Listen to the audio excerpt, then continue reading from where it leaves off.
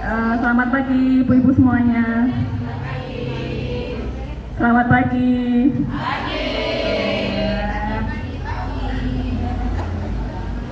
Gimana Bu kabarnya hari ini? Sehat semuanya? Ini saya sedang mencari posisi paling nyaman untuk saya menyampaikan. Gimana ya? Berdiri aja nggak apa-apa. Kalau saya duduk saya nggak melihat semua audiens, tapi saya berdiri nanti ketinggian karena semuanya duduk. Jadi ini memang tadi saya sedang mencari mana ya posisi paling nyaman untuk ngapain. Malah aneh juga ya. Baik, gak apa-apa, saya mulai saja. Nanti saya fleksibel ya. Kalau saya mau berdiri, saya berdiri saja lah sepertinya. Pantas buatnya Bu. Enggak lah, saya malah nggak enak di depan saya senior semua. Baik, saya mulai. Yang terhormat ibu-ibu penyelenggara TK dan juga kelompok bermain Aisyah Sendetan. Kemudian ibu-ibu wali murid yang saya hormati.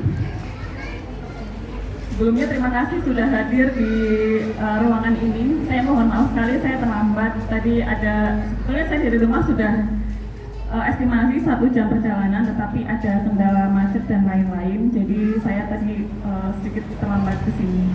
Alhamdulillah, bersyukur kehadirat Allah Subhanahu Wa Taala yang telah melimpahkan rahmatnya kepada kita sehingga pada pagi yang cerah ini kita dapat bertemu, berkumpul di dalam acara parenting ini, ibu-ibu. Sebelumnya tak kenal maka tak sayang, ya. Jadi saya mohon izin, saya perkenalkan diri dulu. Sudah. Nama saya Septi Indrawati. Saya aslinya dari Kecamatan Bulus Pesantren, Kabupaten Kebumen.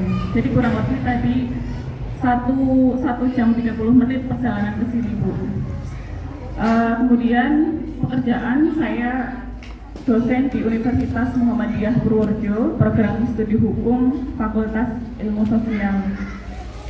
Selain sebagai dosen, saya juga sebagai tim advokat atau pengacara di Pusat Konsultasi dan juga Bantuan Hukum UIN Purworejo. Sehingga kami menerima banyak konsultasi ketika misalnya ada permasalahan hukum dari ibu-ibu semua bisa dikonsultasikan ke kami. Ini gratis ya Bu, saya sekalian promosi ya Bu ya. Di UMP itu sekarang berdiri PKBH. PKBH itu Pusat Konsultasi dan Bantuan Hukum. Kami menerima konsultasi dan juga bantuan hukum apapun, permasalahan apapun yang berkaitan dengan hukum, dan ini gratis Bu. Jadi kalau misalnya nanti Ibu ada permasalahan hukum, entah itu hukum pidana, perdata, atau mungkin waris ya dan lain-lain, silakan bisa menghubungi saya untuk berkonsultasi dengan tim kami di UIN Purworejo. 100% ini gratis, jadi tidak usah berpikir wah nanti bayar pengacara mahal ya, tidak. Kami sedang menurunkan image pengacara mahal, tapi di UMP kita gratiskan. Ini sebagai amal kami di Muhammadiyah juga. Baik,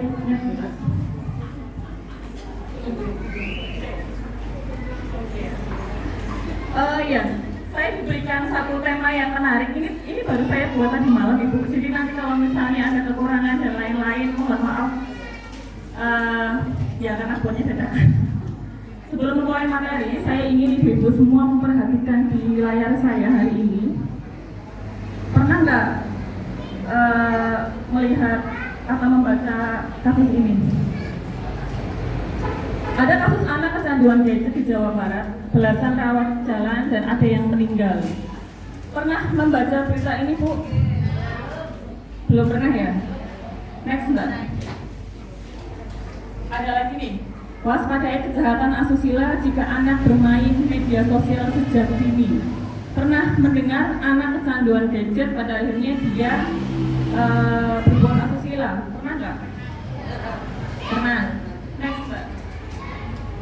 Ada lagi nih berita yang menarik.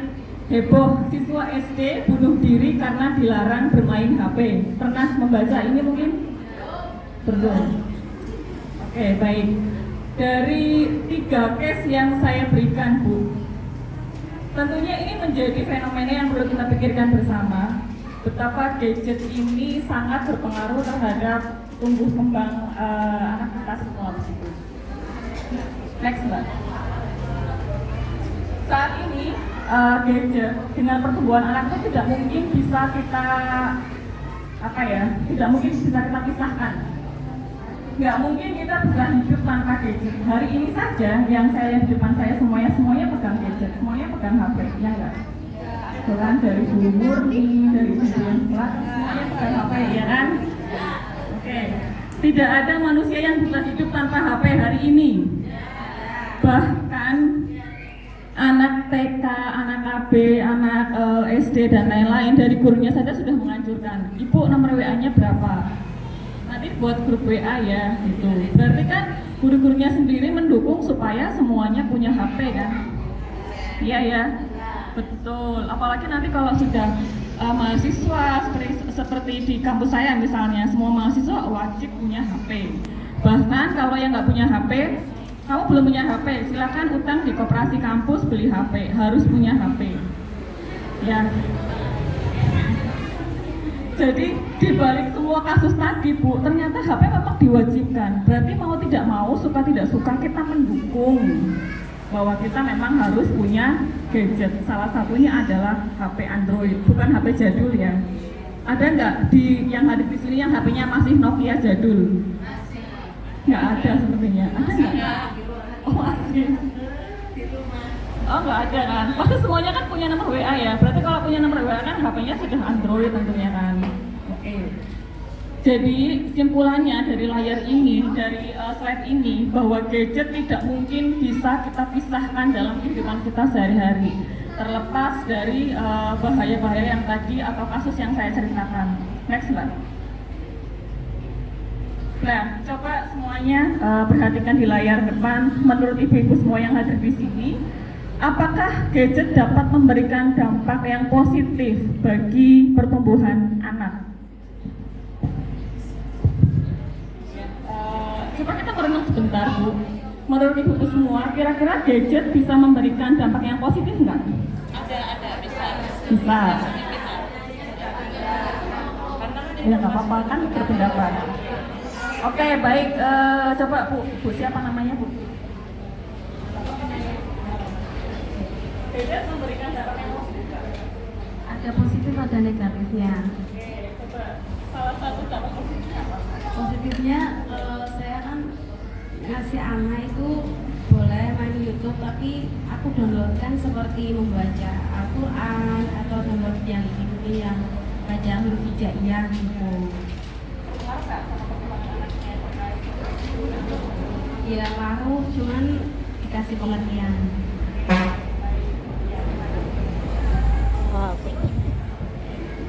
Baik, berarti dari salah satu contoh menyebutkan bahwa gadget itu memberikan dampak yang positif dan juga negatif ya. Semuanya setuju kalau gadget memberikan dampak positif ya Bu? Setuju. Next Mbak. Ya, saya sudah menggambarkan ada beberapa dampak positif dan negatif dari adanya gadget. Yang pertama, gadget itu dapat meningkatkan kreativitas anak. Betul. Betul sekali, saya setuju. Jadi ketika anak bermain HP, misalnya nonton YouTube ya, tentang tadi huruf-huruf berhijah misalnya, anak itu jadi lebih kreatif loh. Anak itu bisa, misalnya gini, saya punya anak juga. Anak saya 2 tahun. Saya tidak pernah mengajari anak saya berbahasa Indonesia. Jadi ketika di rumah, anak saya itu pakainya basa Kromo, Bu. Selalu ya, saya, suami, orang tua saya semuanya pakai basa Kromo. Saya selalu kaget ketika tiba-tiba anak saya bisa mengucapkan, aku cinta bunda, aku sayang bunda gitu. Ternyata dia tahunya dari mana? Dari lagu-lagu anak yang saya tontonkan di YouTube. Sehingga anak itu bisa, salah satu dampak positifnya adalah dapat meningkatkan kreativitas anak. Dan hal-hal yang tidak kita ajari sebagai orang tua, terkadang mereka bisa mendapatkan dari YouTube, dari TikTok mungkin ya, atau dari media sosial lainnya yang mereka bisa tonton gitu. Yang kedua, gadget juga dapat mengeksplorasi dunia menjadi lebih luas. Anak itu jadi pengetahuannya tidak terbatas. Ibaratnya anak itu bisa tahu banyak hal itu dari gadget juga salah satunya ya. Jadi tahu nama-nama hewan mungkin, nama-nama tumbuhan, nama orang tua, nama apa, begitu salah satunya dari gadget. Dan yang ketiga, gadget juga dapat meningkatkan kemampuan berkomunikasi.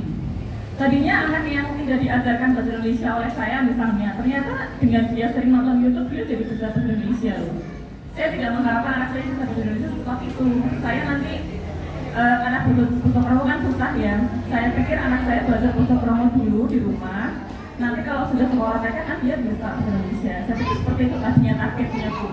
Ternyata di luar dugaan saya, anak saya hari ini sudah bisa bahasa Indonesia, sudah bisa ayah, bunda, mau kemana. Tadi itu saya mau berangkat pamitan, udah kerja dulu ya, iya, cari apa, sudah bisa saya seperti itu 2 tahun. Sudah saya ajak ngobrol pakai Indonesia juga sudah nyambung. Padahal saya nggak pernah mengajarkan itu. Itu contoh ya, contoh yang positifnya. Next mbak. Selain itu, gadget itu juga meningkatkan perkembangan psikologi anak. Ya. Di antaranya adalah di ranah kognitif dan juga afektif. Ranah kognitif itu berhubungan dengan cara anak berpikir, sedangkan ranah afektif itu berhubungan dengan sikapnya.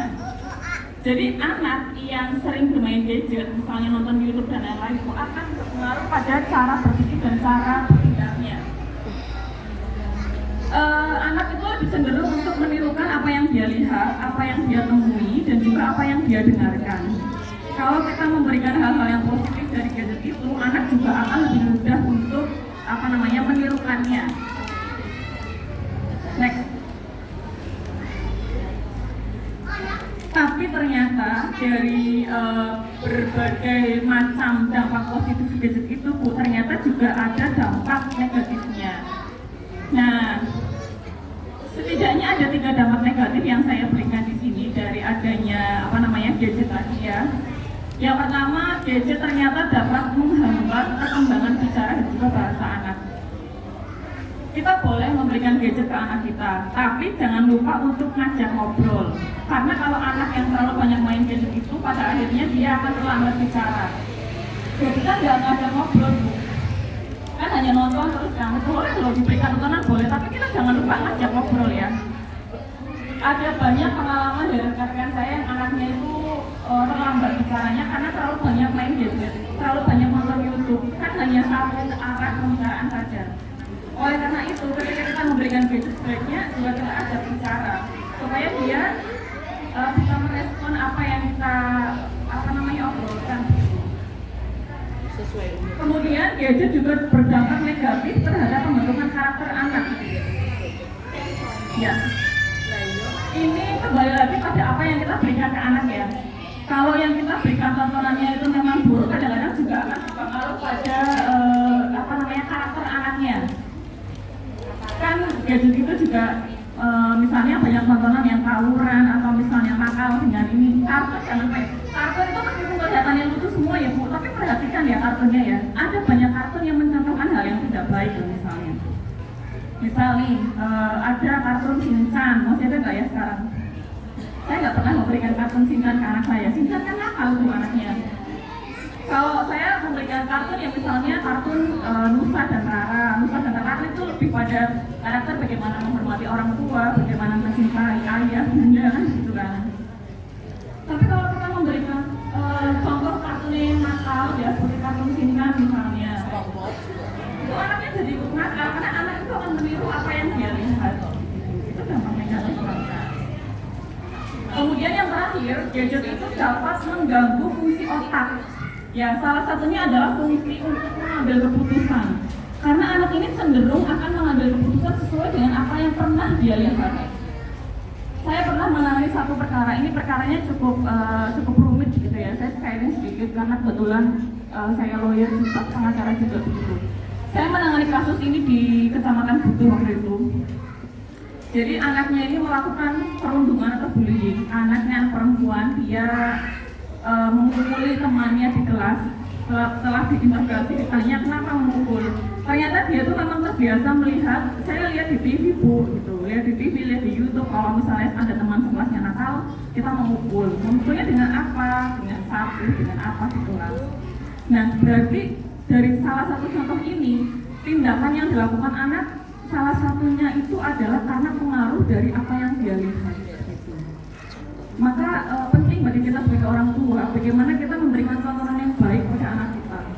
Karena sudah nggak mungkin ya zaman sekarang, kamu nggak boleh mainan HP, titik, nggak boleh, itu nggak mungkin. Karena kita juga mainan HP.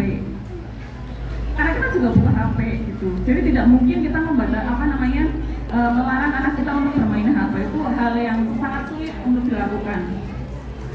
Next mbak. Nah, pertanyaan dasar, karena saya diberikan materi tentang bullying juga. Lalu apa kaitannya antara penggunaan gadget dengan tindakan bullying? Jadi ternyata gadget itu berpengaruh terhadap tindakan bullying yang dilakukan oleh anak. Bullying artinya apa? Tahu nggak bu artinya bullying itu apa? Membuli tahu nggak artinya apa? Ada yang mau berpendapat bullying artinya apa sih? Perundungan. Ya, bullying itu artinya menindas, mengancam. Menindas, mengancam dengan cara kekerasan, itu namanya bullying. Bullying ini tidak harus secara fisik ya, tapi juga bisa bullying secara psikologis. Misalnya ini ada temannya gendut misalnya, kita anak kita kok, kamu kok gemuk banget sih, jelek, hitam, gendut, itu bullying. Body shaming dengan cara bullying, dengan cara body shaming nggak boleh seperti itu. Ada anak pendek misalnya, kamu pendek, jelek, nggak boleh, itu juga bullying.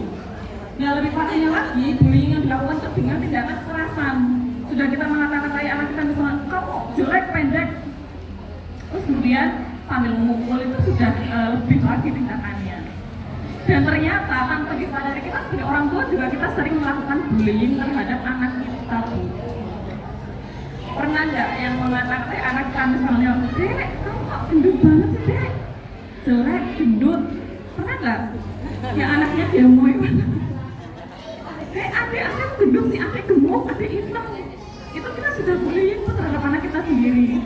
Tanpa disadari anak itu akan melakukan hal yang sama ke temannya nanti di sekolah misalnya, atau teman yang dia temui di jalan atau di mana. Nggak boleh ya.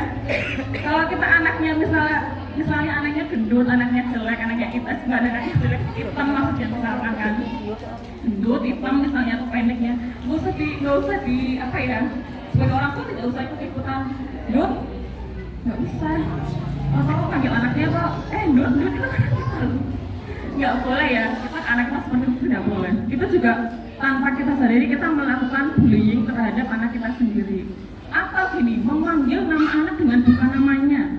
Dengan misalnya anaknya hitam, dipanggilnya pernah ya seperti itu ya? Ya kan sekarang itu bullying. Itu contoh bullying dari diri kita sendiri. Jadi jangan lagi ya mengata-ngatai anak kita seperti itu bullying.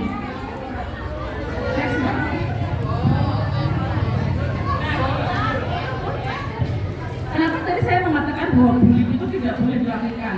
Karena ternyata bullying itu berdampak pada banyak hal. Yang pertama, bullying berdampak pada emosional anak. Anak itu menjadi cenderung mudah stres, cemas, minder. Itu dari bullying yang kita lakukan, Bu. Kita bilang anak kita jelek, hitam, gendut. Anak itu jadi berpikir, apa iya sih ternyata aku hitam, aku jelek, aku gendut. Dia stres loh. Dia jadi cenderung cemas, dia jadi, oh ternyata aku jelek ya, jadi minder di sekolah, ternyata aku gendut ya, ternyata gendut itu jelek ya. Yang menciptakan mindset bahwa gendut itu jelek itu siapa sih di dunia ini? Kan nggak ada sebetulnya. Siapa yang menciptakan mindset bahwa cantik itu harus putih, harus bersih, harus langsing? Nggak ada. Kan kita sendiri yang menciptakan. Nah kalau kita di rumah sudah, nak kamu gendut, jelek, anak kita jadi minder di sekolah, jadi nggak berani, jadi takut, jadi cemas, jadi stres. Ternyata kita juga berperan pada bullying terhadap anak kita sendiri. Padahal anak itu yang melahirkan kita sendiri ya, tapi kita juga yang memberi anak kita nih, nggak boleh seperti itu. Yang kedua, bullying juga dapat mengganggu kesehatan fisik ketika bullying itu lebih pada kekerasan fisik tuh. Misalnya dengan memukul, dengan menampar. Emosi boleh ya, tapi nggak boleh nampar anak dan lain-lain, nggak boleh. Kita juga bisa mengontrol emosi di depan anak kita gitu. Ini sharing juga nih, anak saya baru 2 tahun kan. Kemarin waktu saya sedang nyuci piring ini, anak saya tiba-tiba naik ke meja. Usianya tinggi loh, lebih tinggi dari ini. Saya kan kaget nih, terus tiba-tiba saya spontan. Ada gitu, saya teriak keras nih. Tiba-tiba anak saya gini, ya Allah, bunda. Saya nggak pernah ngajarin anak saya itu seperti itu ya. Mungkin dia melihat di TV atau apa, dia terus dada loh, ya Allah, bunda, sabar, bunda. Saya dari saat itu saya malu sendiri. Ternyata saya sudah melakukan kekerasan secara emosi terhadap anak saya ketika saya merusak anak saya tadi. Tanpa kita sadari, sehari-hari kita bisa menjadi pelaku kekerasan, entah itu kekerasan fisik, emosi, atau psikis terhadap anak kita sendiri. Ya korbannya adalah darah daging kita sendiri kan, jangan ya. Kemudian bullying itu juga bisa berdampak pada pelecehan seksual. Anak yang kecanduan gadget itu bisa juga dia melakukan kejahatan seksual. Karena dia mungkin menonton tadi ya tontonan yang negatif gitu, sehingga dia akan menirukan gitu. Meskipun dia mungkin nggak tahu nih sebetulnya dia sedang melakukan apa gitu, tapi dia cenderung menirukan apa yang dia lihat. Kemudian bullying juga dapat menurunkan prestasi akademik anak. Ini endingnya seperti ini. Ketika kita terus sering membuli anak kita menjadi malu, menjadi pendiam, menjadi tidak berani ya melakukan sesuatu. Pada akhirnya prestasi akademiknya menurun, betul. Anaknya menjadi minderan, nggak pede. Dari kita sendiri loh yang menimbulkan anak itu nggak pede. Anaknya misalnya mau ikut lomba mewarnai, oh kamu nggak bisa mewarnai, kamu jelek mewarnainya, masa kayak gini mau ikut lomba? Kita sudah bullying terhadap anak kita. Jadi anaknya ya udahlah kalau ada lomba saya nggak mau ikut. Anaknya nyanyi, bukannya memuji malah, kamu kayaknya jelek amat sih, kayak gitu jelek, gak usah nyanyi. Jadi kalau disuruh maju di depan sama gurunya nanti nggak mau, saya malu, kata bunda suaranya jelek. Gitu kan. Jadi pendidikan anak pada dasarnya dimulai dari kita sebagai orang tua. Jangan sekali-kali melakukan bullying dalam bentuk apapun terhadap anak kita sendiri ya. Entah itu bullying dalam bentuk fisik, psikis maupun emosional. Next, Mbak. Nah, kemudian saya akan memberikan beberapa tips ya, bagaimana cara mengatasi anak supaya tidak kecanduan gadget. Yang pertama adalah children see, children do. Artinya apa yang anak lihat itu apa yang anak lakukan. Nah, maka sebagai orang tua, mari kita berikan contoh yang positif terhadap anak kita. Kalau kita bangun pagi sudah buka HP, anak itu akan melihat kita setiap bangun pagi buka HP, dan itu yang akan anak lakukan. Kita minta adik harus rajin baca buku, tapi kita nggak pernah baca buku. Itu nol besar. Ya. Jadi kalau misalnya anak kita minta kamu harus belajar supaya pintar, ibunya jangan mainan HP. Masa adik kamu harus belajar sekarang? Tapi kita beanan, kita beanan, balas-balas di grup. Iya kan sama aja bohong. Jadi ini hal realistis yang harus sama-sama kita sadari. Children see, children do. Itu kayaknya di situ Bu, kuncinya. Jadi apa yang anak lihat itulah yang akan anak lakukan. Biasanya setiap pagi sebelum setiap malam ya sebelum saya tidur dan lain-lain. Ini kebetulan aja nih, kebetulan karena saya pengajar gitu ya, kebetulan karena saya ngajar. Jadi kadang-kadang saya tuh ketika ngoreksi tugas-tugas mahasiswa itu saya di hadapan anak saya buka makalah, buka buku itu di hadapan anak saya supaya anaknya tuh oh ternyata buka buku ya. Kemudian saya berikan satu buku yang nggak kepakai ke anak saya belum bisa baca, belum bisa nulis, belum tahu. Tapi minimal sebelum tidur dia punya aktivitas 5 menit sebelum itu dia buka buku. Ya nggak apa-apain, buka buku aja. Saya sedang menanamkan supaya dia itu terbiasa untuk membuka buku sebelum tidur. nggak mainan HP, nggak usah mainan HP dulu. Setidaknya kita membangun apa yang membangun kreatif dulu. Sepakat ya? Ibu kalau mau tidur biasanya anaknya ngapain dulu? Anak dulu ya? Atau mau tidur di setelan itu dulu, jangan ya, nggak usah. Jadi sebelum tidur ya baca buku dulu. Buku apapun boleh, nggak apa-apa. Atau misalnya itu baca koran juga nggak apa-apa. Minimal nggak HP-nya di ini dulu lah. Ya dilepaskan dulu. Kita baca koran atau baca apapun yang kita sukai atau baca undangan atau apa terserah. Anaknya kasih buku 5 menit berusaha lama-lama setiap hari tadi. Itu akan menumbuhkan kebiasaan anak. Biasanya anak saya kalau mau tidur bunda buku gitu. Karena dia terbiasa 5 menit sebelum tidur dia baca buku dulu. Kadang-kadang saya juga nggak baca sih semua saya kan punya banyak buku. Kalau tentunya buku saya kebanyakan buku hukum ya. Dia saya kasih aja dia satu gitu supaya dia ada kebiasaan sebelum tidur kita baca buku dulu. Kemudian kalau kita sedang mendampingi anak bermain, misalnya anaknya sedang mainan mobil-mobilan atau apa, ibu jangan mainan HP, gak usah di video-video, gak usah. Karena kalau kita terbiasa anaknya sedang mainan nih ya, kan kita kan kepengen dilihat anak saya tuh bisa ini kan gitu kan. Biasa anak-anak orang seperti itu kan. Pengennya anaknya dipuji sama temannya, wow sekarang si Andra udah bisa ini ya, udah bisa ini kan gitu ya. Kalau anaknya sedang mainan mobil-mobilan, mainan kartu atau mainan apa, mainan boneka atau apa, ibu gak usah memvideokan. Karena nanti akhirnya anak itu akan ambil videonya dan dia apa sih bu, lihat kan gitu kan jadinya. Coba lah tahan diri. Yang perlu tahu perkembangan anak kita sebaik apa kita aja, nggak usah di apa sih sosmed gitu, nggak usah. Sesekali boleh, tapi kalau terlalu sering itu justru nggak baik untuk anak kita sendiri. Kemudian yang kedua, selain tadi ya, children do, berikan pendidikan yang baik tentang penggunaan gadget. Boleh pakai gadget, boleh. Tapi berikan pendidikan yang baik bahwa gadget itu fungsinya untuk membantu saja, bukan untuk menyelesaikan persoalan, bukan untuk akhir dari semua masalah gadget. Gadget hanya untuk membantu kita saja. Anaknya pinjam HP boleh nggak? Boleh, tapi batasi waktunya.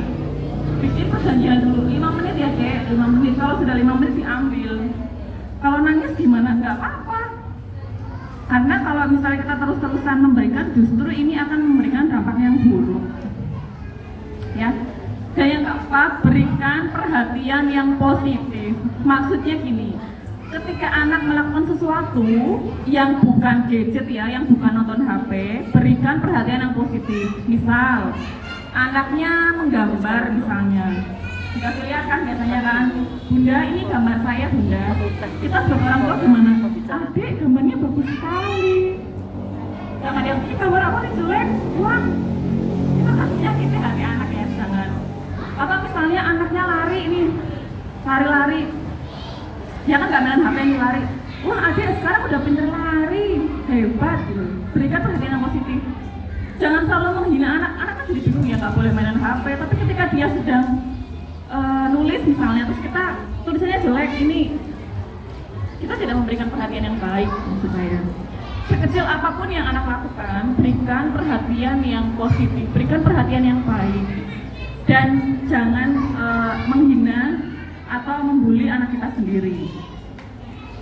Begitu ya. Saya tahu ini sulit. Saya juga bukan orang tua yang sempurna tentunya. Saya juga masih belajar, apalagi sama anak saya juga masih kelompok bermain ya.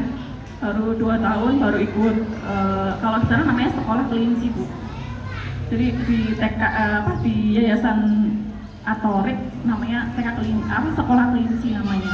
Khusus untuk anak-anak usia 2 tahunan. Nah, sama-sama belajar untuk menjadi orang tua yang baik tentunya. Sama-sama belajar bagaimana cara mengatasi penggunaan gadget yang sudah tidak bisa kita hindari, tapi minimal kita bisa memulai dari sedikit demi sedikit. Kira-kira hanya itu yang dapat saya sampaikan. Nanti bila ada pertanyaan dan lain-lain bisa sampaikan ke saya langsung. Saya persilahkan, tapi saya tutup dulu. Sekian dari saya. Wassalamualaikum warahmatullahi wabarakatuh. Waalaikumsalam.